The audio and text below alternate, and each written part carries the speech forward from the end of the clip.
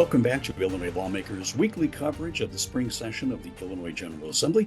I'm Jack Titchener along with Ben Zielinski, our partner with Capital News Illinois. Ben, Democratic majorities passed the $55.2 billion budget with hardly a hiccup in the last hours of the General Assembly. Republicans mostly pretty much stayed on the sideline, objecting to higher spending and the like.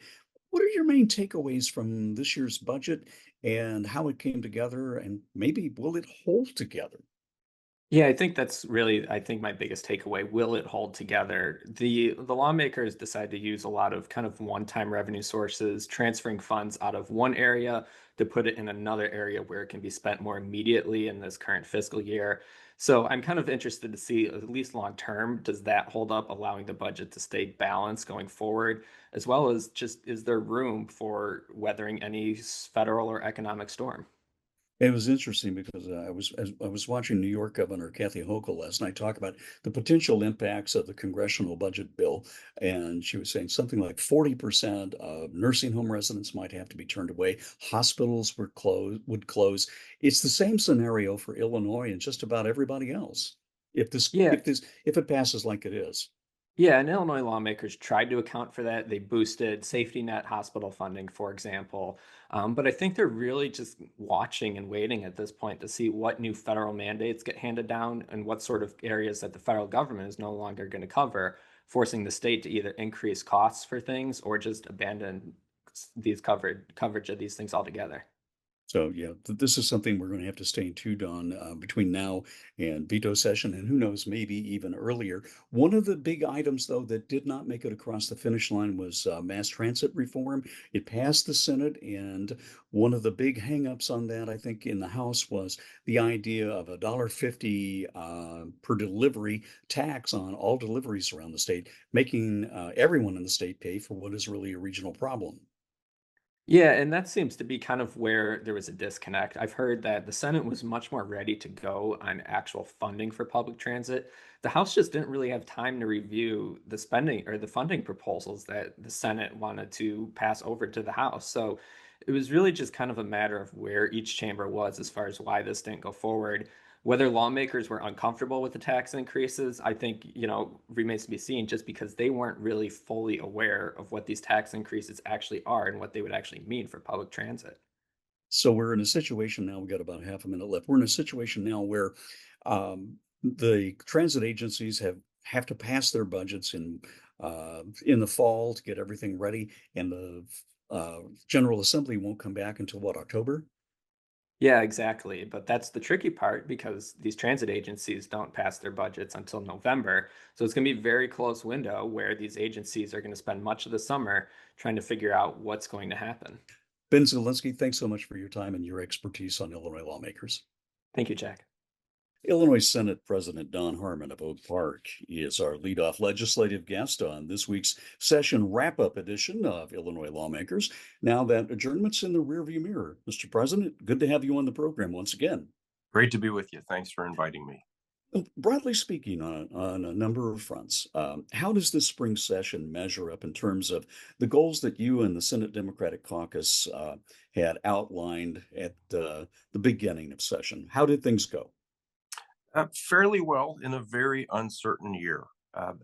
The only goal I have at the beginning of a session is beyond making sure the members of the Senate have a chance to advance their own legislative measures that benefit the districts they represent, is to pass a responsible, balanced budget. And we were able to do that. We passed a good budget for what will certainly be a very bad year.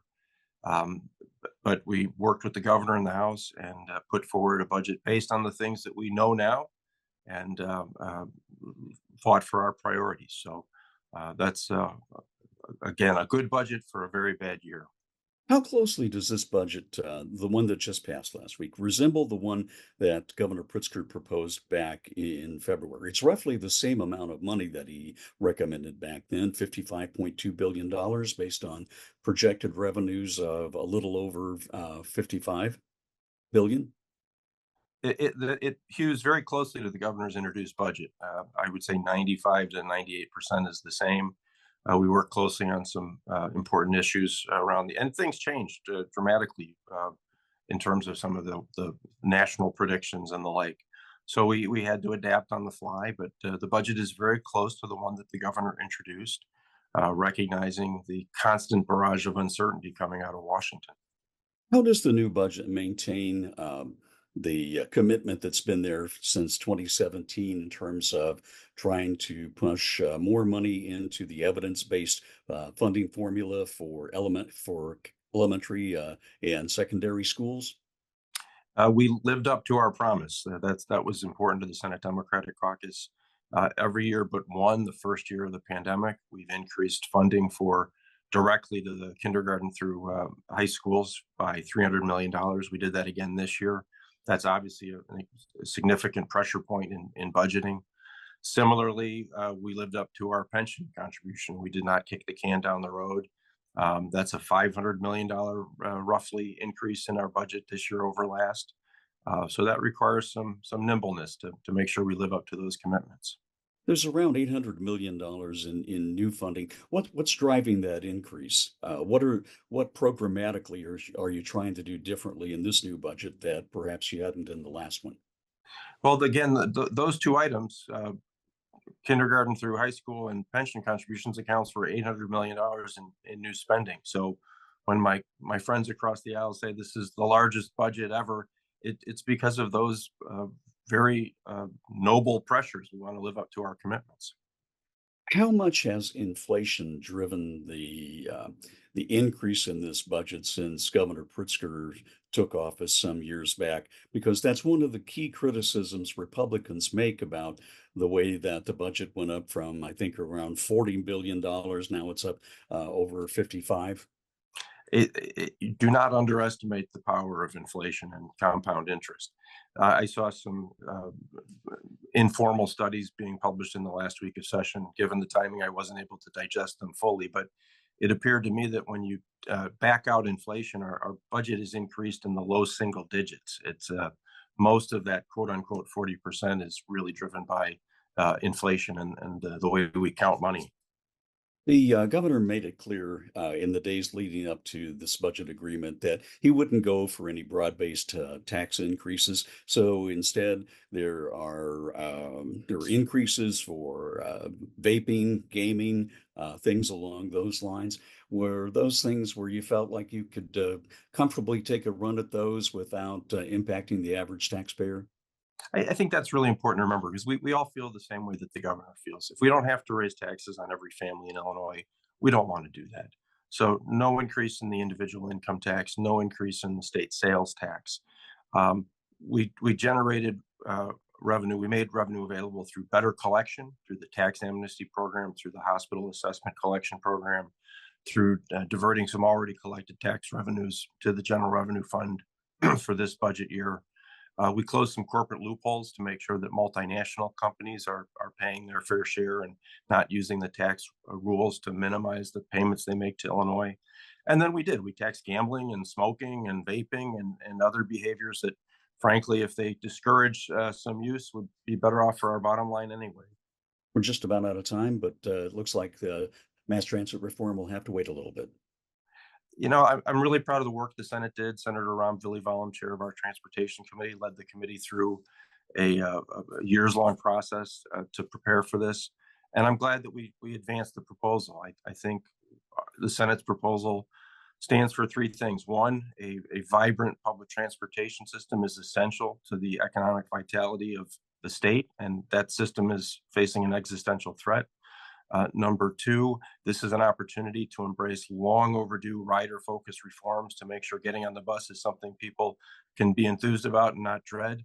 And three, it's going to be expensive. And if you don't like the revenue proposals offered by the Senate, frankly, I don't like them all that much. I wish there were better alternatives. But if you don't like them, come and tell us how you'd pay for it, because this is going to be expensive. And most of the stakeholders seem to be worried about protecting or expanding their own power and having somebody else pay for it. We'll have to revisit this a bit later. Senate President Don Harmon, thank you so much. Thank you. Senate Republican leader John Curran of Downers Grove now joins us on Illinois Lawmakers, sharing his takeaways from the new state budget passed along party lines by Democrats in the House and Senate over the weekend. Leader, good to have you back on the program. Jack, great to be with you. Well, let's talk about that. Let's talk about the budget. First of all, it's a $55.2 billion spending plan for the new state fiscal year starting on July 1st. It passed without any Republican votes. In your view, are the fundamental problems with the bill that the Democrats passed? Well, Jack, the amount of spending is the base fundamental problem. I mean, we are up $15 billion in spending since Governor Pritzker took office, nearly 40%. At some point, we need to adjust it's another $1 billion in, uh, revenue tax increases. We got to start budgeting within existing revenues. And that failed to happen again this year. There are no new general tax increases in this budget, as I've read it, but the Democrats have looked at raising taxes on vaping, tobacco products, sports betting, things like that, kind of, if you will, nibbling around the margins. Out-of-state businesses that invest in Illinois, register to do business in Illinois, so, when we talk about trying to become a pro-growth state, we are bottom of 5 in the country in you know, GDP growth. If we're going to be a top 10 in the country, we've got to attract investment, and that's a step backwards. One of the things that you'd been concerned about in the run-up to um, May 31st was how things would work out with Chicago area and northeastern Illinois transit reform. One of the things that was run through the Senate had to do with a delivery tax of $1.50 per delivery statewide. How do you think that in the end, uh, that failed to get through the House, and now everything's basically back where we were as Chicago area mass transit looks at a $771 million deficit coming up at the end of this year. Jack, thankfully, that did not get through the House. The most regressive tax proposal I've seen in my 8 years in the Senate. Applied statewide to bail out Chicago. My suspicion was this was a Chicago bailout of CTA's massive unfunded pension liability from the start. That's what it proved to be. So thankfully that has stalled, and we're going to get back to it. And I would note, you $771 million fiscal deficit to plug. So what do we do? What does the Democratic supermajority do? They propose $1.6 billion in revenue to address 771 million. So again, the spending has got to come down. We have got to be more restrained. Talk about a reasonable proposal to address mass transit. And what would be a reasonable proposal in your view? I talked with President Harmon a little bit earlier in the program, and he said, "Well, if you don't like what the Senate Democrats have put forth, what would you propose? What would you put on the table?" We would put out a much more constrained proposal, Jack, that would have there'd be a little more skin in the game on efficiencies and fares, and then we would be coming to taxpayers last in that. And quite frankly, we'd be taking a more regional approach on that, and not a statewide approach. You've also been critical about the $240 million, I think, in member initiatives or capital projects contained in the bill that are going to Democratic districts, but not Republican districts. Jack, a wholly undemocratic process to freeze out. We represent the geographic majority of this state. Large areas that get frozen out of that $240 million of capital. Why? Only because the sole reason they happen to elect a Republican to the legislature. That is undemocratic. It is a brazen abuse of power, and that is something that needs to stop. Got about a half a minute left, Leader. Do you expect to be back in session before the veto session in terms of trying to deal with whatever may come down from Washington in terms that might hit the Illinois budget? Jack, it's not my expectation we'll be back before veto, but if we're asked to be back, we will be there, all of us ready to work. Senator, thank you so much. Senate Republican Leader John Kern of Downers Grove, thanks very much for your time and enjoy your summer, sir. Thank you, Jack.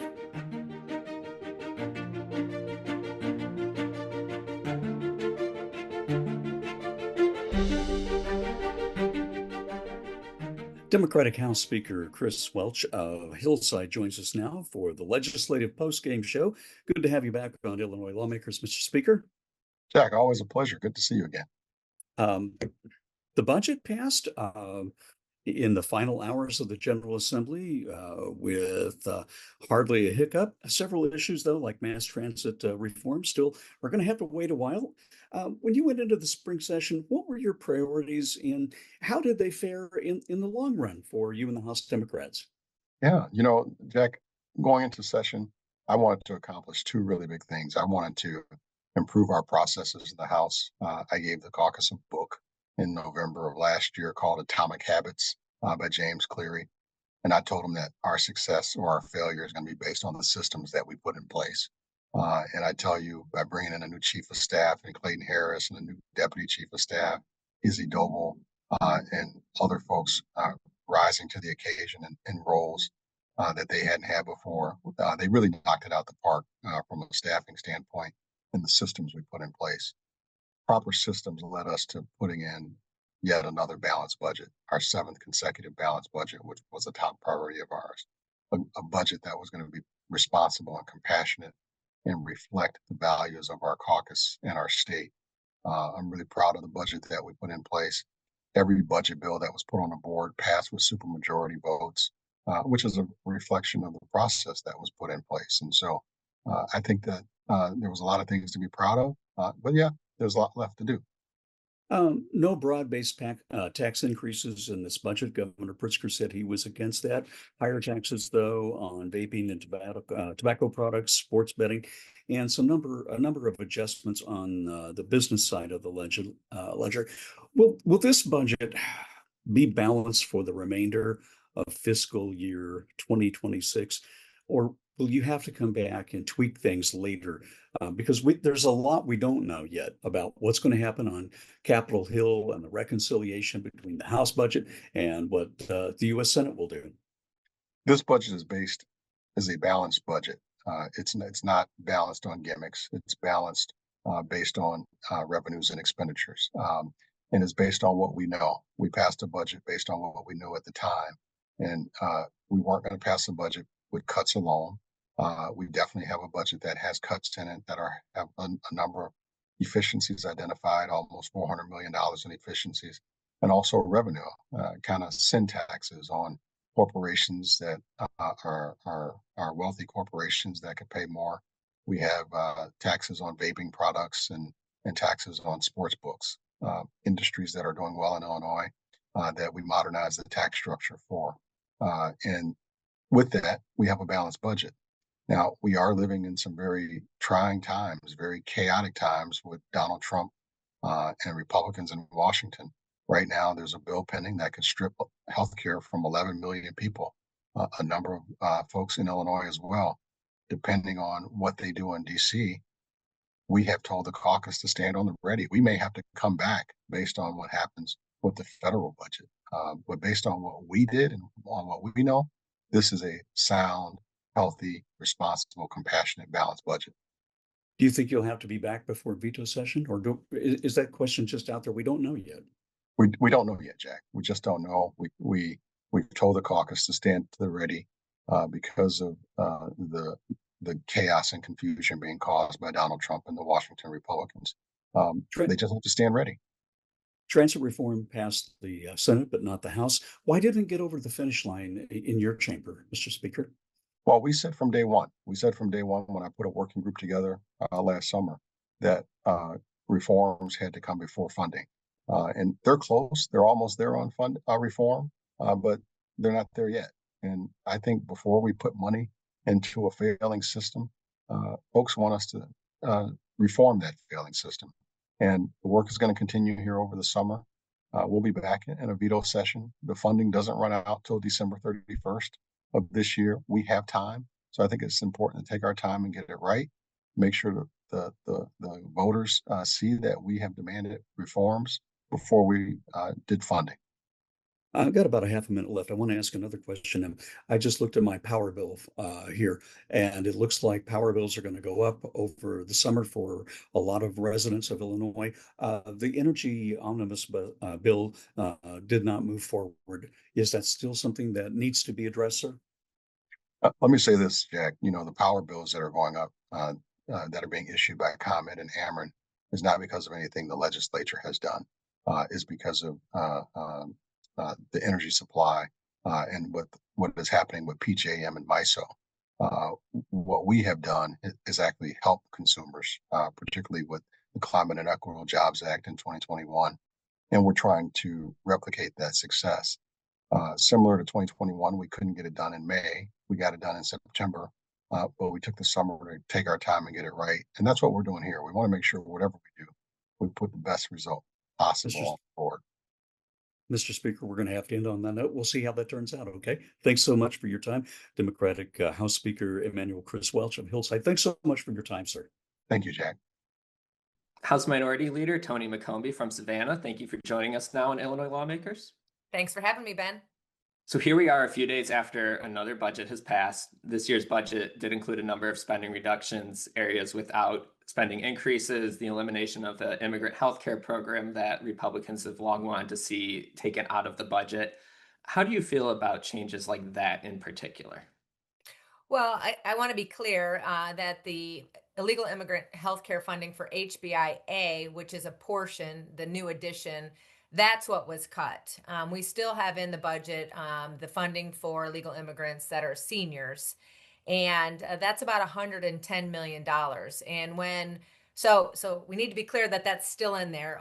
But when the governor then puts together a bridge fund with $100 million of sweeps in it to cover the unknown, we wouldn't have to do that and basically steal from other funds if we didn't have that in there. There's been a lot of talk about a special session to make changes to the budget, with lots of worries that Congress is going to make changes that increase costs and new mandates on the states. What do you, as a top leader of Illinois Republicans, want congressional Republicans to keep in mind about our state budget and any costs that they may choose to redirect to the states, not just Illinois, but any others? Yeah. After conversations with the Illinois delegation, I don't feel that there's going to be any concerns with cuts that are important in our Medicaid budget, like SNAP, things of that nature. But there could be cuts if we continue to fund illegal immigrants. That is a real threat and a real concern. Also, asking for, if the Department of Education is no longer, that we put in guardrails for blue states like ours to make sure that the funding goes to the proper places and not to our general fund, to a bridge fund. Mm-hmm. One of the changes that Congress, at least so far, has pushed forward would increase the amount of spending that states are required to spend on SNAP, more administrative costs, footing more of the benefits that come from that program. States would have to cover those. Do you have any concerns that Congress just may go too far and just require states like Illinois that already have very tight budgets to potentially just add more costs just through mandates alone? Yeah, that's certainly possible. I think there is an avenue and a push for states to review who is getting SNAP benefits and what are those benefits. You know, should you be getting some of the sugary things? And I think maybe that's the push. It certainly would be something of interest that I would like to look at.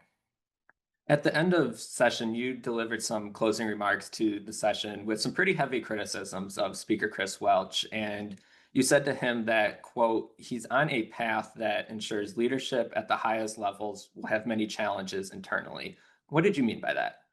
Well, you can't continue to lead a caucus this way and not have your position challenged. Just put a bunch of Democrats, all of the Democrats, on, but two on a pay raise. This is something that it's not the time for that. We should be more proactive. People are hurting. The cost of living. You know, then consecutively, lawmakers get a pay raise. I think also not being transparent in the process of the budget is certainly a concern. And when you put $40 million in a budget for your own high school, I think that's going to be challenged by his members. The relationship with him seems to have soured a little bit over the years. Is it repairable in any way?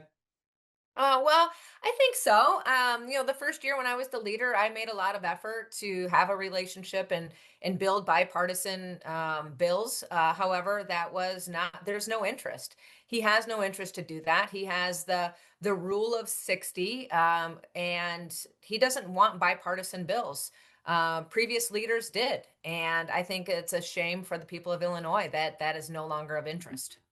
Wrapping up here with public transportation, we saw a lot of revenue ideas, at least on the Senate side, that were not considered in the House that would boost funding for mass transit, especially in the Chicago area, through some tax increases, especially on suburban residents. What ideas would Republicans bring to the table as far as funding for public transit, since a lot of these tax proposals just seem to be non-starters? Yeah, we need to look at completely restructuring how we tax, whether it's income tax, property tax, sales tax, gas tax. We need to look at things holistically and restructure rather than continuously adding more taxes to pay the bills. Why don't we put policies in place that we could actually grow our tax base? House Minority Leader Tony McCombie, thank you for joining us on Illinois Lawmakers this week. Thanks for having me. Illinois Lawmakers continues. I'm Jack Titchener with Ben Zielinski of Capital News, Illinois. Ben, now that we've got some time to kind of sit and reflect on the end of the spring session, were there any winners and losers, or was it just a matter of lawmakers trying to find the best way they could to get out of town without big tax increases and just kind of maintaining the status quo as far as things go, as far as we can? Yeah, it was very much a status quo year. We didn't see really any big legislation outside of the budget pass. Obviously, we've talked about various items that did not pass at all this year that were talked about going into the spring session. So lawmakers really just kind of seemed to be focused on what they were focused on at the beginning, which was passing a budget, trying to get out of here, and we'll figure out what is going on with the federal government and the economy later. And that's kind of the big shoe kind of ready to drop. We don't know exactly at this point how the U.S. House and the U.S. Senate will deal with budget reconciliation, and so we may be having this conversation for months to come. Yeah, it's certainly possible lawmakers are back. Right now, it seems like there's no serious plans for a summer session. But I think they're just kind of waiting to evaluate exactly what Congress passes. We know that President Trump wants a spending plan on his desk by the 4th of July. So I think we'll probably have a better idea in July what was passed and what it actually means for the state. So we will have to stay tuned on that and see how things go in the next several months. And we, of course, will be calling on you and your colleagues at Capital News Illinois to set us all straight on this. Ben Zielinski of Capital News, thanks so much. We appreciate it. That's all for this week's edition of Illinois Lawmakers. We will be back next week with our final session, our final program of the spring session of the Illinois General Assembly. Thanks so much for joining us here on Illinois Lawmakers.